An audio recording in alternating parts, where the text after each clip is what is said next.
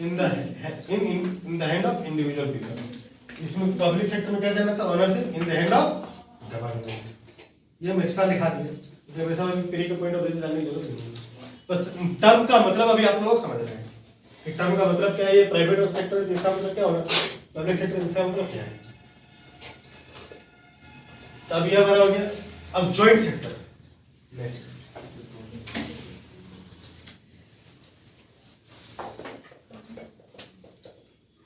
Joint sector.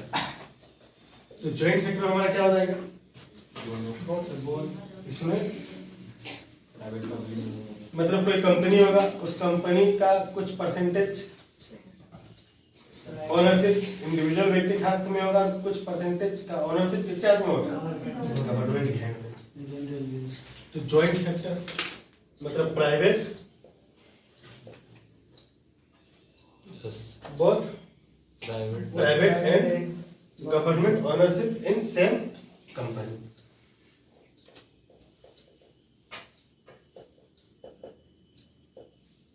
Private and government ownership on same company.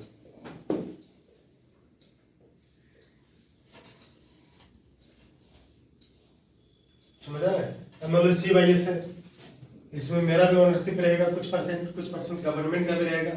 ये CYS क्या हो जाएगा, जॉइंट सेक्टर। मतलब निजी व्यक्ति और सरकार दोनों मिल करके चलाता है उस तरह की कंपनी। एक ही कंपनी में दोनों रहेगा।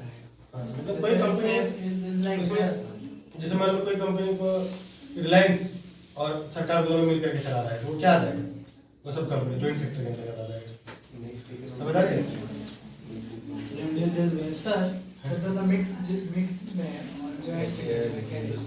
मिक्स्ड वाला अलग है, मिक्स्ड इकोनॉमी अलग है। मिक्स्ड इकोनॉमी में क्या है कि प्राइवेट अलग है, वहाँ पर प्राइवेट सेक्टर भी होता है और गवर्नमेंट सेक्टर भी होता है, लेकिन प्राइवेट कंपनी उसमें अलग होता है।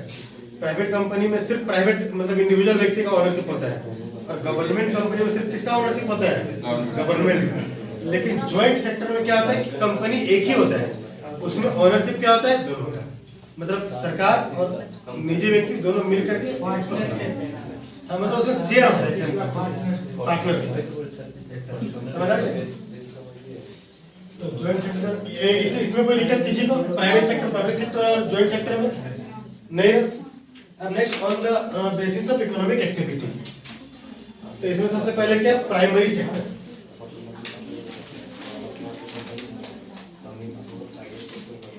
आपस में बात। अब देखिए प्राइमरी सेक्टर, तो प्राइमरी सेक्टर हमारा क्या हो जाएगा, प्राइमरी सेक्टर इसमें क्या होगा, रॉ मटेरियल टाइपोलॉजी जाएगा। मतलब प्राइमरी सेक्टर मतलब जो फर्स्ट स्टेज में होगा, और मतलब एक रूप से तो दूसरे रूप में रूपांतरित नहीं हुआ होगा, वैसा गुड्स इन नेचुरल फॉर्म। इसमें सर्विसेज नहीं आएगा प्राइमरी सेक्टर में क्या बताएगा मैंने, क्या आता है, गुड्स। तो goods in natural form, goods in natural form, मतलब एक रूप से दूसरे रूप में रूपांतरित नहीं। इसमें क्या आता है, नेचुरल रिसोर्सेस, जो भी नेचुरल रिसोर्सेस है, नेचुरल रिसोर्सेस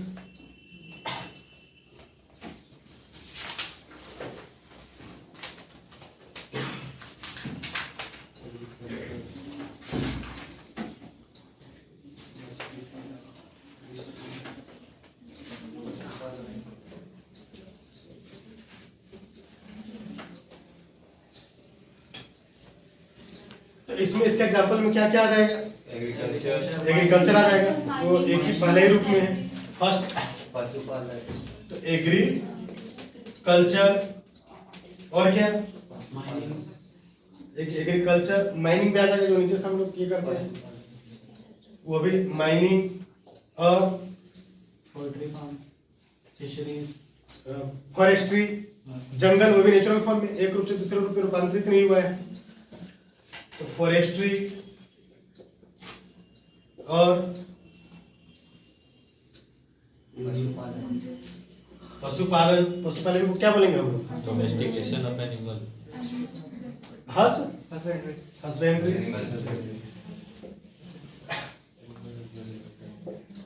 हस्बेंड्री मतलब क्या होता है? एग्रीकल्चर हो गया, माइनिंग हो गया, फॉरेस्ट्री हो गया, हस्बेंड्री हो गया, और उसके बाद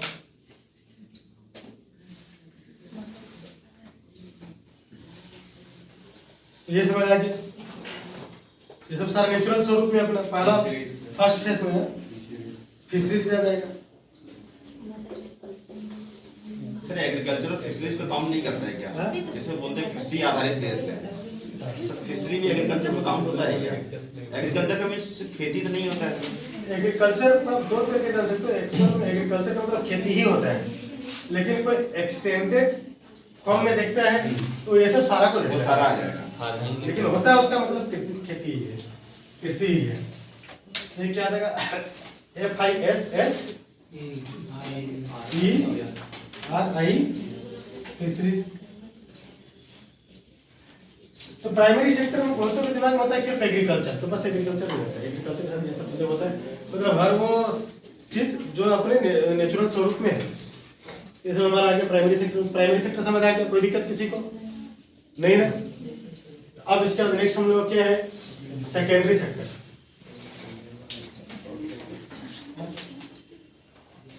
तो प्राइमरी सेक्टर का एक अलग नाम मैंने क्या बताया था, इसे हम लोग क्या बोलते हैं? एग्रीकल्चर सेक्टर भी बोलते हैं।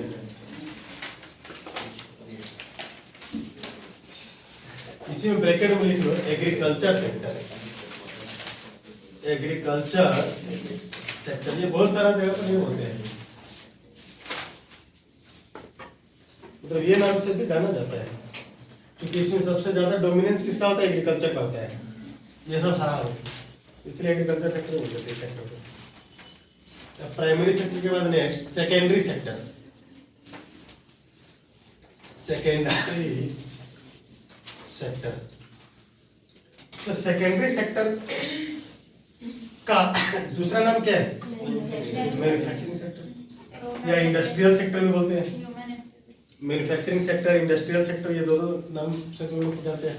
इसमें ब्रैकेट में लिख ले मैन्युफैक्चरिंग, ये नाम से बहुत सारा जगह लिखा रहेगा मैन्युफैक्चरिंग और इंडस्ट्री सेक्टर, या इसको इंडस्ट्री सेक्टर भी बोलते हैं, इंडस्ट्री सेक्टर भी बोलते हैं, सेकेंडरी सेक्टर।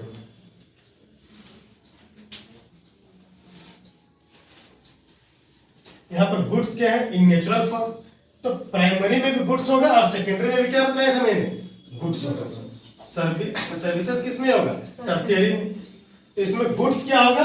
नेचुरल फॉर्म, और इसमें गुड्स नेचुरल फॉर्म में नहीं होगा, उसका रूप बदल जाएगा इसमें।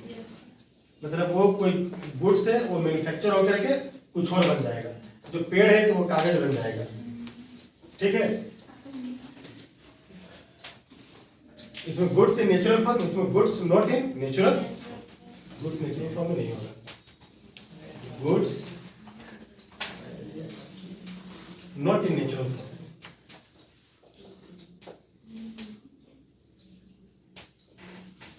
मतलब वस्तु का इसमें स्वरूप क्या होगा? बदल जाएगा। अब इसमें क्या है?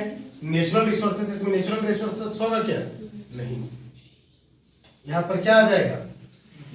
मैन्युफैक्चर्ड गुड्स आ जाएगा, जो फैक्ट्री प्रोडक्ट्स, जैसे इसमें क्या आ जाएगा? इसमें आपका रॉ मटेरियल होगा, natural resource. Yes sir, raw material. इसमें क्या आ जाएगा? Raw material. एक तरह से इसमें रॉ मटेरियल भी लिख लेंगे इसे। ये क्या? ये रॉ मटेरियल्स बन जाता है फिनिश्ड गुड्स के लिए। फिनिश्ड गुड्स को हम लोग क्या बोलते हैं? मैन्युफैक्चर्ड गुड्स बोलते हैं। तो मैन्युफैक्चर्ड गुड्स के लिए ये सब क्या है? रॉ मटेरियल है। तो रॉ मटेरियल का स्पेलिंग बताना, तो रॉ का स्पेलिंग क्या है? RAW ना, ये रॉ मटेरियल, एक तरह से सब रॉ मटेरियल। तो यहाँ पर गुड्स इन नेचुरल फॉर्म। अब यहाँ पर रॉ मटेरियल होगा क्या? रॉ मटेरियल की जगह क्या आ जाएगा? नेचुरल रिसोर्सेज नहीं होगा, रॉ मटेरियल नहीं होगा, ये सब की जगह क्या आ जाएगा? Finished goods. Finished goods, finished goods. जैसे ये जैकेट, ये क्या? फिनिश्ड गुड्स है। ये लेदर होगा, कोई भी एनिमल का, ये क्या होगा? चमड़ी होगा, लेकिन वो फिर बाद में उसको मशीन वगैरह वगैरह से करके फिर ये जैकेट बन गया। समझ आ रहा है? अब जैसे बोतल का पानी जो है ये भी क्या है, फिनिश्ड गुड्स है। फिनिश्ड मतलब पहले ये कोई और रूप में था, गंदा संदा पानी था, तो गंदगी हटा के ये करके कुछ करके फिर ये फिनिश्ड गुड्स बन गया। तो मैन्युफैक्चर, अब जैसे मान लो ये क्या है, ये जो पानी अच्छा पहले ये लिख ले फिनिश्ड गुड्स और मैन्युफैक्चर्ड गुड्स, इसे लिख ले मैन्युफैक्चर्ड गुड्स, तो इससे समझ आ जाएगा। तो अब इसका एग्जांपल, तो इसमें एग्जांपल में क्या आ जाएगा, सर्ट आ जाएगा और बिस्लरी वाटर आ जाएगा, ये मिनरल वाटर इसको बोलो, चिप्स, ये बिस्लरी वाटर, चिप्स भी लिख लो, बिस्लरी वाटर चिप्स लिख लो, कोई दिक्कत नहीं। अब उसके बाद एसी, उसके बाद मार्कर पेन, फैन, फर्नीचर, सारा चीज ये सब आ जाएगा। अब कल जैसे आप लोगों ने बोला था कि समोसा रोटी, समोसा रोटी भी इसमें लिख सकते हैं, वो भी आ जाएगा। वो एक्सटेंडेड प्राइमरी हो गया, मतलब वो सेकेंडरी हो गया। जितना भी एक्सटेंडेड प्राइमरी है सबको सेकेंडरी कर सकते हैं। यहाँ पर रोटी, समोसा, ये सब सारा चीज, ठीक है। मान लो ये पानी है तो ये भी तो एक्सटेंडेड प्राइमरी ही है। ये बाहर जो नदी का पानी भी तो पानी है, जो पानी ये पानी है, तो वही पानी के एक्सटेंडेड फॉर्म है, समझ रहे हो? वो प्राइमरी का एक्सटेंडेड फॉर्म है। तो हम लोग पानी को, बिस्लरी वाटर को किस में रख दिया, सेकेंडरी। अब ऑक्सीजन जो हॉस्पिटल में मिल रहा है वो भी तो अंदर जो हवा है वही हवा बाहर है, तो ये हवा को फिल्टर करके वहां पर हम लोग ऑक्सीजन रख दिया, समझ आ रहा है? तो क्या हो गया, एक्सटेंडेड प्राइमरी। तो वो जो एक्सटेंडेड प्राइमरी है वो क्या है, सेकेंडरी तो है। तो मान लो रोटी, रोटी क्या होगा, extended primary, extended primary secondary तो हुआ। समोसा क्या होगा, एक्सटेंडेड प्राइमरी, तो एक्सटेंडेड रॉ मटेरियल ही एक तरह से, लेकिन वो कोई और रूप में है, तो एक्सटेंडेड प्राइमरी तो वो सेकेंडरी तो हुआ। तो सारा एक्सटेंडेड प्राइमरी क्या हो जाएगा, समझ आ रहा है? लॉजिक क्लियर हो गया? तो ये सब सारा मेरे लिए सेकेंडरी सेक्टर में किसी को कोई दिक्कत होता है नहीं ना? तो primary sector, agriculture sector, secondary sector, manufacturing sector, industry sector, अब नेक्स्ट टर्शियरी सेक्टर। अब इसी को लैंग्वेज में लिखा देते, इतना ज्यादा लॉजिक क्लियर नहीं होता, ऐसे ही हम लिखाया करेंगे। तो पढ़ाने के ट्रेंड हम सोचते हैं थोड़ा बदलेंगे इकोनॉमी में। अब नेक्स्ट टर्शियरी सेक्टर। टर्शियरी में टी होगा बीच में या एस होगा? टी होगा, टी होगा ना, पहले सुधार T R, tertiary, T I A R Y, yes sir, ये है ना, T R T I T R T I सही है सर। सही। इसके पीछे एक बार एस लिख दिया तो उसमें सुधार करना, ठीक कर लेना टर्शियरी में। तो टर्शियरी सेक्टर, तो टर्शियरी सेक्टर में क्या है, इसमें गुड्स इन नेचुरल फॉर्म था, इसमें गुड्स फिनिश्ड गुड्स था, मतलब दोनों में गुड्स था। इसमें गुड्स नहीं रहेगा, इसमें क्या रहेगा, ऑल टाइप ऑफ सर्विसेज। याद आएगा टर्शियरी सेक्टर में ऑल टाइप ऑफ सर्विसेज। इसको हम लोग एक नाम क्या देते हैं, सर्विस सेक्टर भी इसका नाम देते हैं, सर्विस सेक्टर। इसमें क्या आ जाएगा, all type of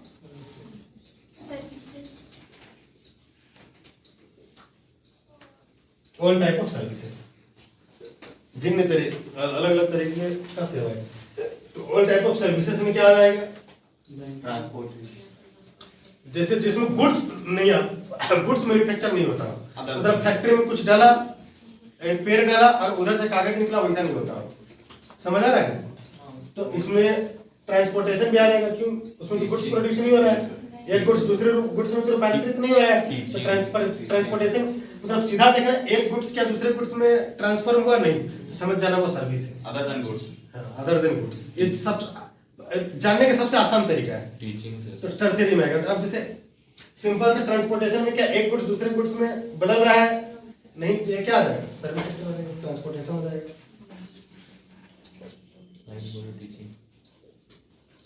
teaching, teaching हो जाएगा, tourism, teaching, banking sir, tourism भी हो जाएगा इसमें, साइंस, टूरिज्म, बैंकिंग भी हो जाएगा, बैंकिंग सेक्टर, इंश्योरेंस भी हो जाएगा, उसमें भी गुड्स प्रोड्यूस नहीं हो रहा है। ये सब सारा किसमें आ जाएगा, टर्शियरी सेक्टर। समझ आ गया? ट्रेड वगैरह, ट्रेड भी क्या हो जाएगा, व्यापार भी क्या हो जाएगा, वही हो जाएगा, टर्शियरी सेक्टर में भी हो जाएगा ट्रेड लिक्विड। Research centre. मतलब एक गुड्स दूसरे गुड्स में ट्रांसफॉर्म नहीं हुआ, उसमें सिंपल से देखना वो जो टर्म है, वो टर्म का टर्म में एक गुड्स दूसरे गुड्स में ट्रांसफर हो रहा है क्या, हो रहा है तो वो सेकेंडरी सेक्टर, मैन्युफैक्चरिंग सेक्टर, नहीं हो रहा है तो वो टर्शियरी सेक्टर, सिंपल सा। तो ये सब आप लोग समझ आ गए, primary sector, secondary sector, tertiary sector. Yes किसी को कोई दिक्कत इसमें तो बताए नहीं ना। स्ट्रक्चर में नेक्स्ट क्या लिखा है तो देखो, माइक्रो में साइज के आधार पर सर, साइज क्या था, और हमको साइज ऑफ इकोनॉमी, मतलब माइक्रो इकोनॉमी और macro economy.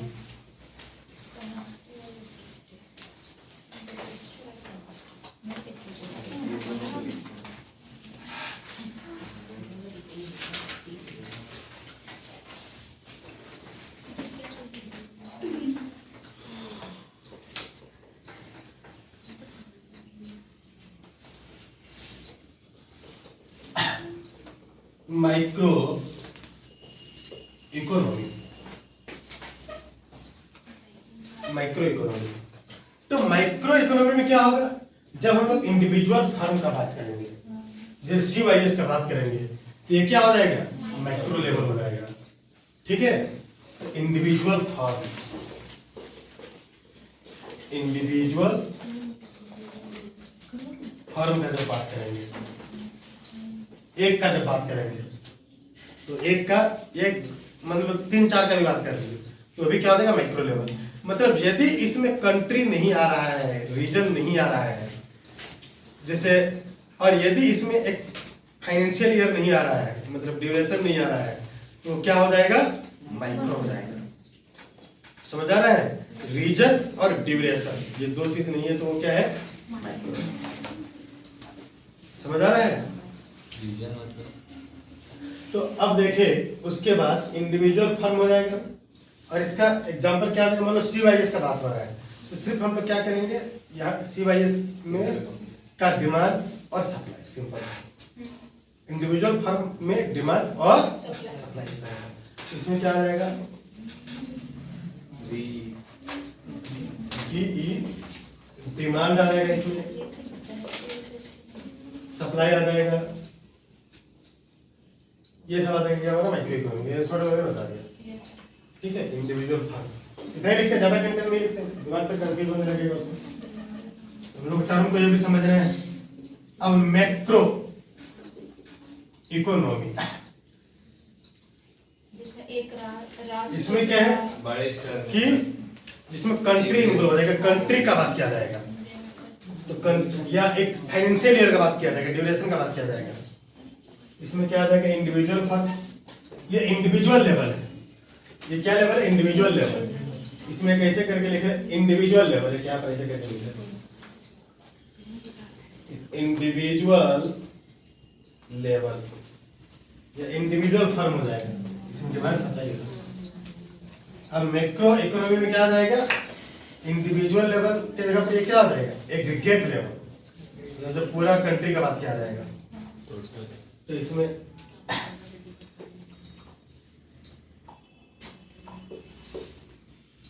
Aggregate level, are के बाद की होगा एग्रीगेट लेवल, ठीक है। अब इसमें हम लोग किसके बारे में टॉक करेंगे, कंट्री के बारे में, या ड्यूरेशन, इसमें कंट्री या ड्यूरेशन आ जाएगा, फाइनेंशियल ईयर वगैरह, दो साल एक साल इस तरह से।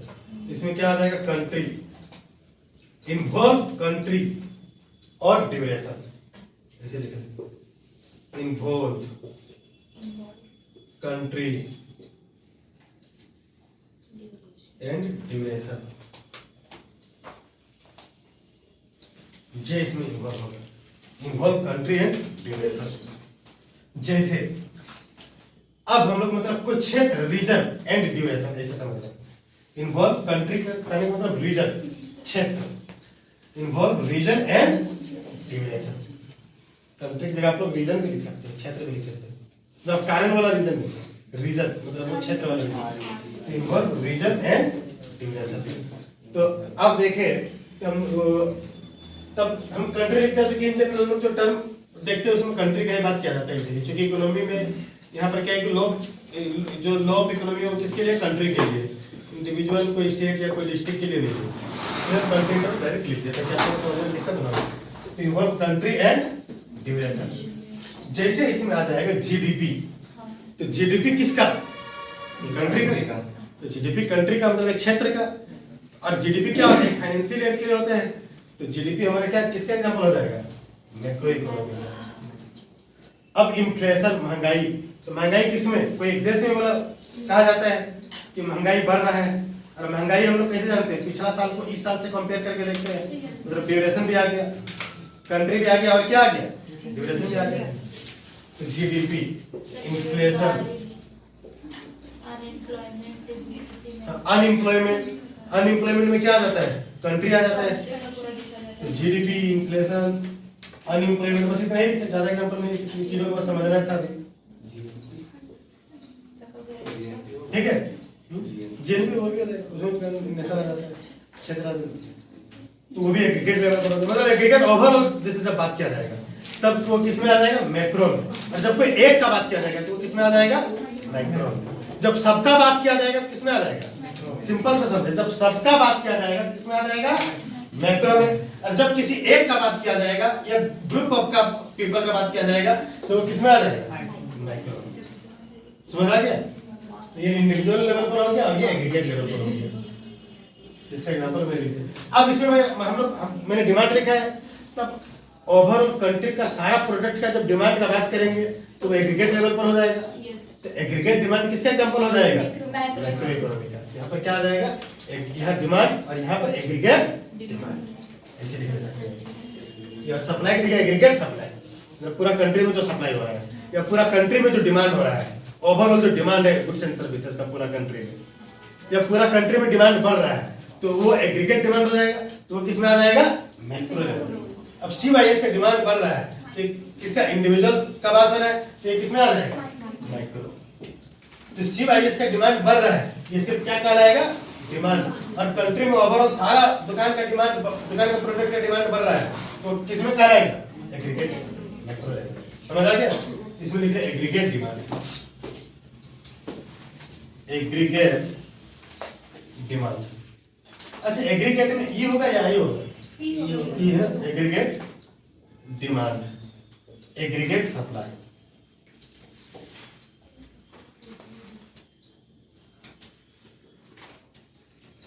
ये हो गया macro economy, macro economy, macro economy. कोई दिक्कत होगा नहीं। अब देखिए फर्दर, ऐसे मेन से जब क्वेश्चन आंसर कराएंगे तो और भी बहुत सारा वैल्यू एडिशन उसमें होगा। तो फिर चीजों को बस आपको अच्छे से समझना है जिससे प्री का क्वेश्चन सारा सारा बन जाएगा।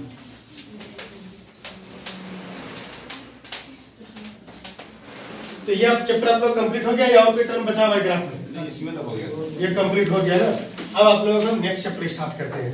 इसके बाद नेक्स्ट चैप्टर क्या है, उसका ग्राफ बना करके समझा देते, फिर अगले क्लास में दिखा देंगे। तो नेक्स्ट चैप्टर में क्या लिखा है, इकोनॉमिक रिफॉर्म। अब देखिए इकोनॉमिक रिफॉर्म,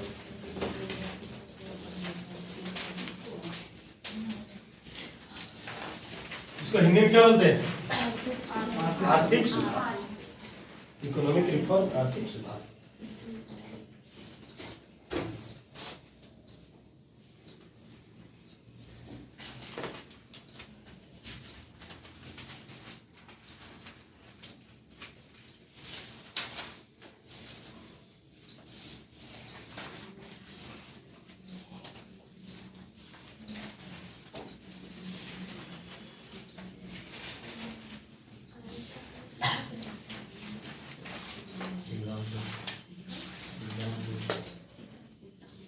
तो अब इसमें हम लोग देखते हैं कि कंटेंट क्या क्या पढ़ना है, पहले वो देखते हैं।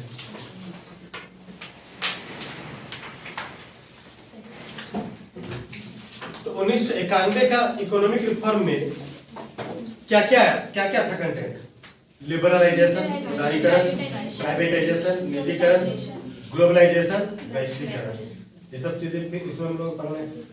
तो इकोनॉमिक रिफॉर्म में सबसे पहले हम लोग क्या पढ़ेंगे, लिबरलाइजेशन। ये एस के जगह कहीं पर जेड भी लिखा रहता है बहुत सारा जगह पर, ये दोनों में कोई दिक्कत नहीं है, ठीक है। लिबरलाइजेशन, उसके बाद प्राइवेटाइजेशन, लिबरलाइजेशन के बाद लिख ले डिसइन्वेस्टमेंट।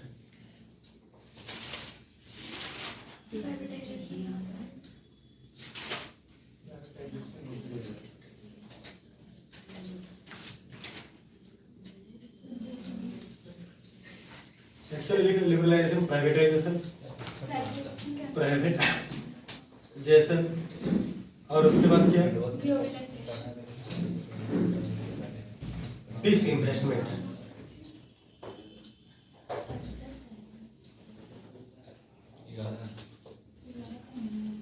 और ग्लोबलाइजेशन। सर डिसइन्वेस्टमेंट तो प्राइवेटाइजेशन के अंदर ही आता है ना? प्राइवेटाइजेशन डिसइन्वेस्टमेंट तो मतलब इसमें प्राइवेटाइजेशन आपका क्या हो जाएगा, सारा डिसइन्वेस्टमेंट क्या हो जाएगा, डिसइन्वेस्टमेंट में ओनरशिप कितना होता है, that is in private company का। डिसइन्वेस्टमेंट में ओनरशिप क्या होता है, लेस देन 100%। और प्राइवेटाइजेशन में क्या होता है, अप टू 100%। प्राइवेटाइजेशन में क्या हो जाएगा, डिसइन्वेस्टमेंट इन्वेस्टमेंट पार्ट हो जाएगा, तो हम आगे लिखा देंगे, सर ठीक ये है। अलग अलग करना है। हाँ ये अलग अलग, दोनों टर्म अलग अलग, दोनों का मतलब ही अलग अलग है। तो लिबरलाइजेशन, प्राइवेटाइजेशन, डिसइन्वेस्टमेंट, ग्लोबलाइजेशन। और इसमें क्या पढ़ेंगे, different generation of economic reform. Different generation of economic reform. Different generation of economic reform.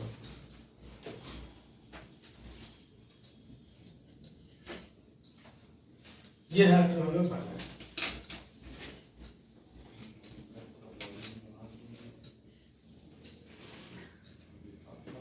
या आप इसमें बीच में डालना चाहते हैं कि और चीज डाल दे, ओवरऑल इतना पढ़ने का फिर हम लोग देखेंगे इकोनॉमिक रिफॉर्म क्या है। Economic reform of 1991, economic reform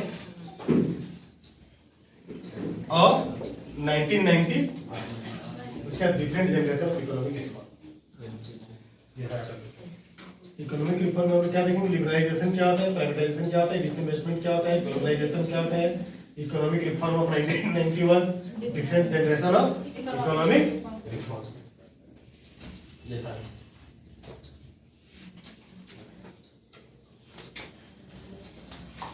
ठीक है। तो सबसे पहले हम लोग इसमें समझते हैं लिबरलाइजेशन। ये आप लोग बताइए, लिबरलाइजेशन हिंदी में लिख रहे हैं, इसको हिंदी में क्या बोलते हैं, उदारीकरण। लिबरलाइजेशन हिंदी में क्या बोलते हैं, उदारीकरण। प्राइवेटाइजेशन हिंदी में क्या बोलते हैं हम लोग, निजीकरण। प्राइवेटाइजेशन को हिंदी में निजीकरण। डिसइन्वेस्टमेंट को हिंदी में क्या बोलते हैं, विनिवेशीकरण। विनिवेशीकरण डिसइन्वेस्टमेंट को।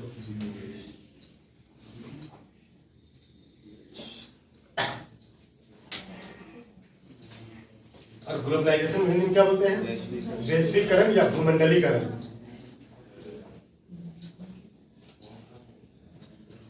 वैश्वीकरण या भूमंडलीकरण।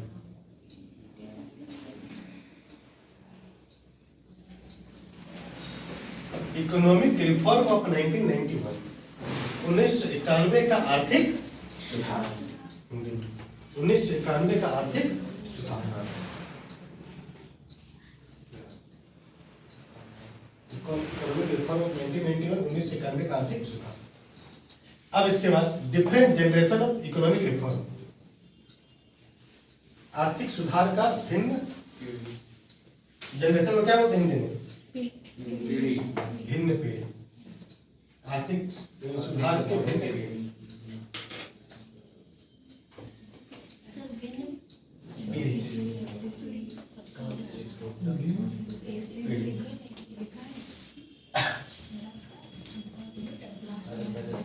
जैसे पहला पीढ़ी जो पहले आया, उसके उससे उसके बाद जो आया उसको दूसरा पीढ़ी, फिर उससे उसके बाद जो आया उसको तीसरा पीढ़ी, ऐसे। तो ये सारा टर्म समझ आ गया जो पढ़ना है इस चैप्टर के अंदर का कंटेंट। तो अब इसमें देखिए, अब सबसे पहले आप लोग बतलाइए लिबरलाइजेशन, प्राइवेटाइजेशन और ग्लोबलाइजेशन में क्या अंतर है। यह अंतर जानना मेन है। व्यक्ति के माइंड में क्या होता है, लिबरलाइजेशन क्या होता है, प्राइवेटाइजेशन क्या होता है, ग्लोबलाइजेशन क्या होता है, ओवरऑल एक मैच्योर माइंड में होता है। बट ये तीनों में बारीकी का जो डिफरेंस है ये व्यक्ति को पता नहीं होता है, जिसके कारण क्या होता है एग्जाम में वो यूपीएससी का क्वेश्चन का आंसर नहीं निकाल पाता है। तो लिबरलाइजेशन, प्राइवेटाइजेशन और ग्लोबलाइजेशन, ये तीनों में क्या डिफरेंस है? लिबरलाइजेशन, प्राइवेटाइजेशन और ग्लोबलाइजेशन, उदारीकरण, निजीकरण और वैश्वीकरण में क्या अंतर है?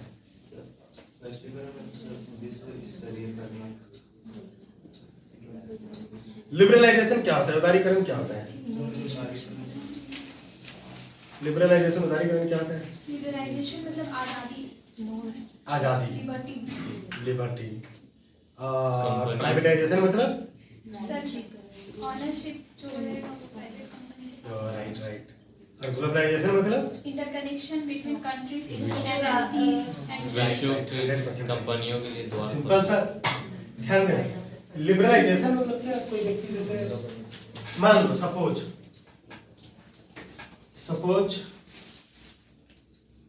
किसी के ऊपर रिस्ट्रिक्शन है, मान लो किसी गार्जियन के द्वारा उसका लड़की के ऊपर रिस्ट्रिक्शन है। क्या रिस्ट्रिक्शन है? एक बड़ा भाई के द्वारा सिस्टर के ऊपर रिस्ट्रिक्शन है, ठीक है? क्या रिस्ट्रिक्शन है? घर में क्या निकलना है, किसी भी लड़के से किसी तरह का कोई मतलब नहीं होना चाहिए। समझ आ रहा है? किसी भी या गार्जियन से, पिता से या बड़ा भाई से या पति से या बॉयफ्रेंड से ये रिस्ट्रिक्शन है कि किसी भी लड़का से किसी भी तरह का कोई ताल्लुकात नहीं रखना है। समझ आ रहा है? तो अब इसे आप लोग इकोनॉमिक कंटेक्स्ट में देखेंगे। अच्छा इकोनॉमिक कंटेक्स्ट में हम इसे कनेक्ट करेंगे तो ये क्या हो गया? रिस्ट्रिक्शंस। अब थोड़ा लिबरल हो जाता है ये सब। क्या बोलते हैं कि हम ऑफलाइन में किए हैं।